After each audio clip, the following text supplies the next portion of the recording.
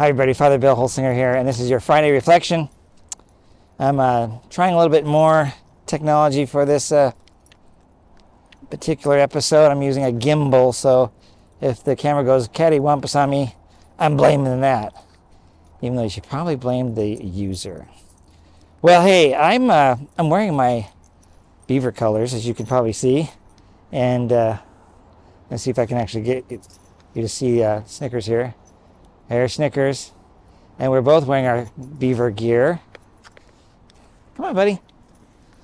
Because this weekend, we're playing Washington, the Huskies, and they are ranked number 4, and we're ranked 10 or 11, depending on what particular ranking you look at. But it's pretty much the biggest game in college football this weekend. And for us, it could be, that is us, I'm a Beaver fan, it could be the road to the Pac-12 championship, and also knocking off a big game, a big opponent. So that's good. But at the same time, a lot of our parishioners are not Beaver fans like I am. Maybe you're a Husky fan, right? That's not a bad thing. This goes back to some of my homily last week. Let's see here, there we go. Last week I spoke about we could be fans and we could be rooting for our teams. And for me, I often prefer not to watch them live. And I'm going to be watching the Civil War, as we used to call it, live in another week or so.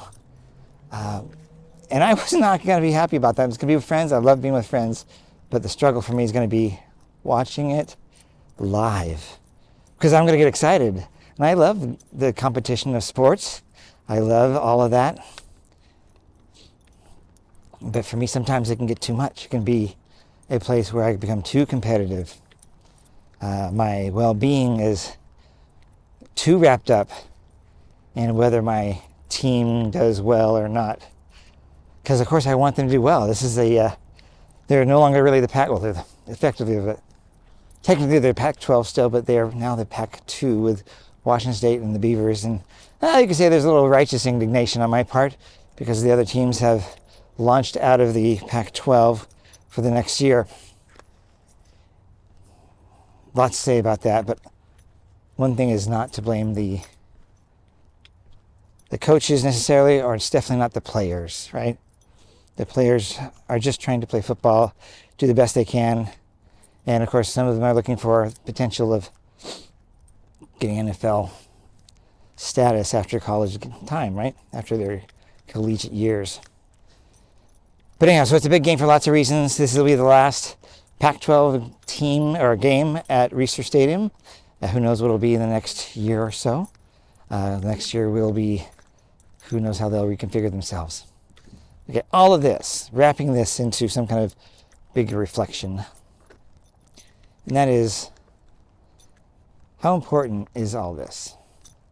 I love sports. I love football. I love collegiate football. I love professional football. I have my favorite teams. You may have a favorite sport or sports figure. You may have a team that you prefer. When they win, what does that mean for you?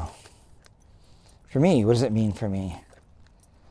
I'm much happier when my team wins. I can gloat on myself. I think, yes, we did it. And like, wait a second, was I on the gridiron? Did I actually play in the game? Did I run that ball? Any of that stuff? Was that me? No, it wasn't. I'm a fan. And remember, the word fan comes from fanatic. And I don't know what other word to use, because I don't want to be fanatical in this, because it's, in the terms of eternity, inconsequential.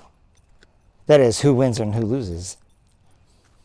But see, if we know it to be part of a life lesson, which I think the best coaches do this, they help their players understand that this is how they learn life lessons.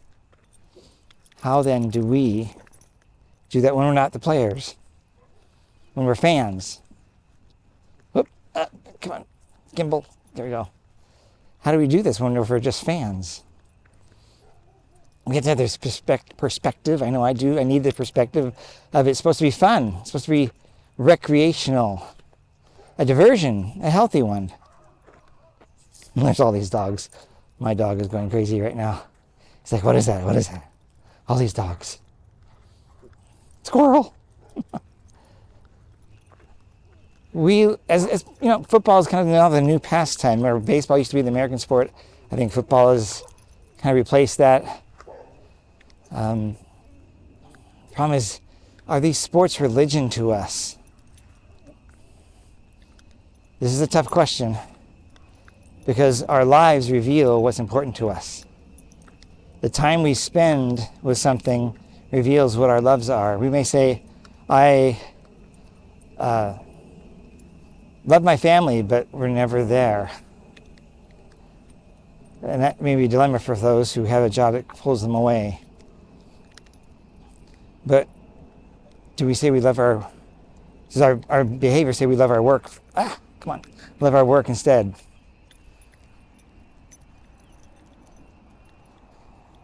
That's the big question. Now you can say I'm a church guy. Yes, I'm at church all the time. I work in the office. I do mass, all these things. But that's my particular work and my calling. As a parent, as a wife or a husband, as a son or daughter, we're called to love God first, and then our neighbor. But to love our neighbor, we need to love ourselves. But does the love of ourselves find its origin in how well our favorite team does, or we do, as maybe you're in a sport? Does your well-being depend on how well you do in your sport? Yes, you feel bad when you don't do well. That's normal, because you may have not achieved what you hoped you achieved. But is that the sum of who you are? Are you a loser? Are you a winner because you won or lost? Or lost or won? This is the trap.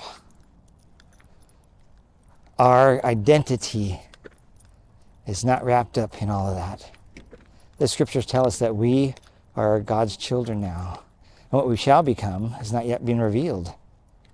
As we come into the liturgical season, or the end of the liturgical season, we're pondering on the end times, how things will be, that God will come again. And he's not going to ask us how many points we scored in whatever sport, how fast we ran. That's not that we shouldn't do these things. God has given us gifts. We should try to excel as best we can. But I would say being fanatical about it could be a problem, especially if it replaces God, who is our number one.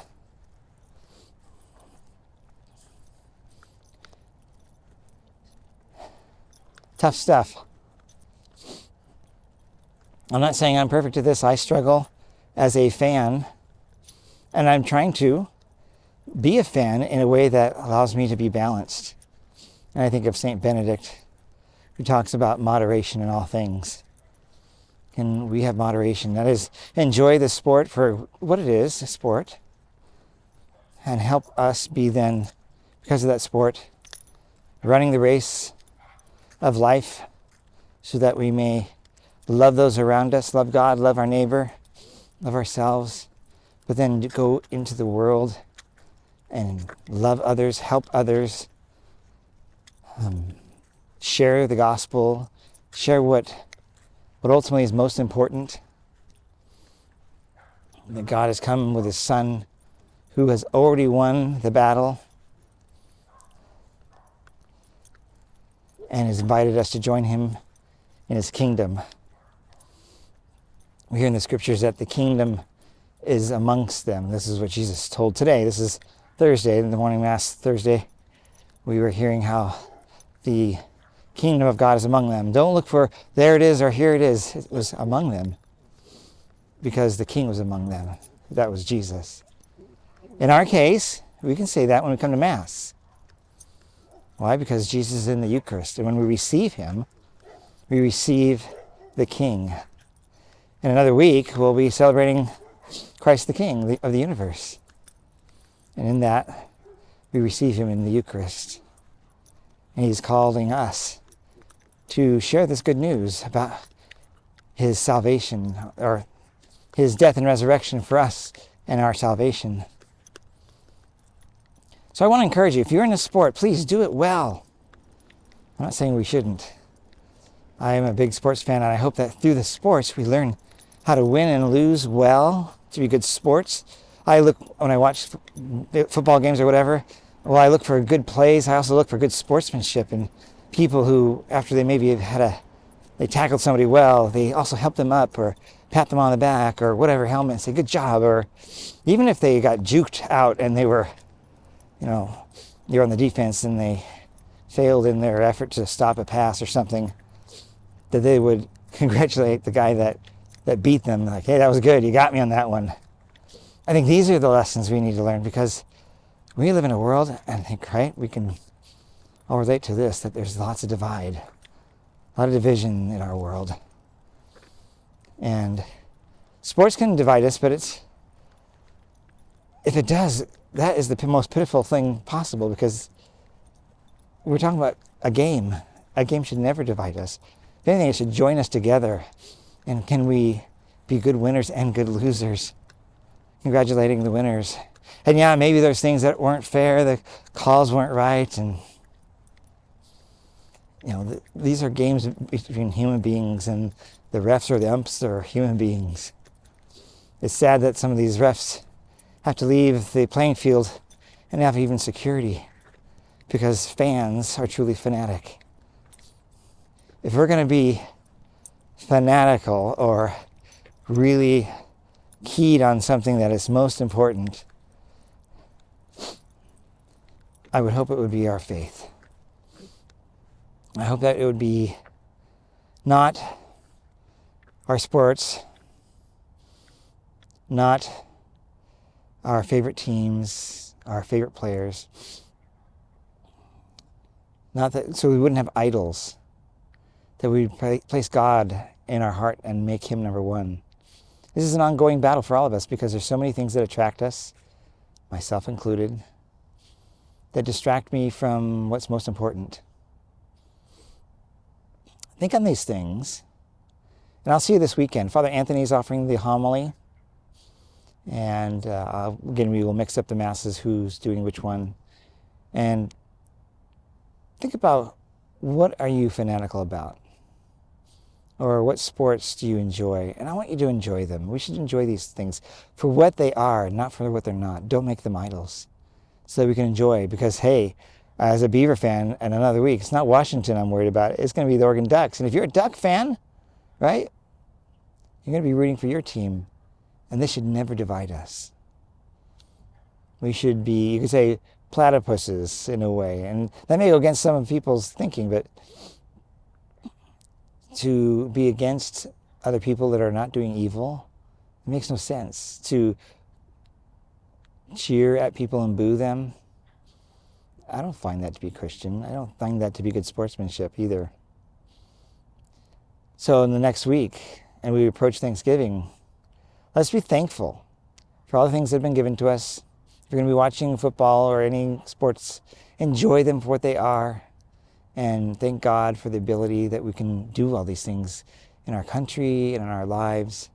Because there's some people that can't either afford it, they don't have the freedoms that we do. And it's just a great joy to be able to come together and offer Mass and pray. This Thursday, I want to let you know, coming up for Thanksgiving Day, I'm going to be giving a homily where you and me, will be able to give the homily. I'll be coming around in the congregation with my microphone. I'll be asking you what you're thankful for. We won't be able to get to everybody because the homilies are relatively short, 6-7 minutes, maybe 8. And I'll select some people out of random as I walk around in the congregation. What is the one thing that you're thankful for? By the way, I find it funny when I do ask this, and this is my tradition. People can't do it. They have to give me 2 things, but just think of one thing. It doesn't have to be the best, the greatest, but what's one thing that you're thankful for? God bless you all, and I'll see you this weekend. Come on. Stay within the lines. The lines are our friends.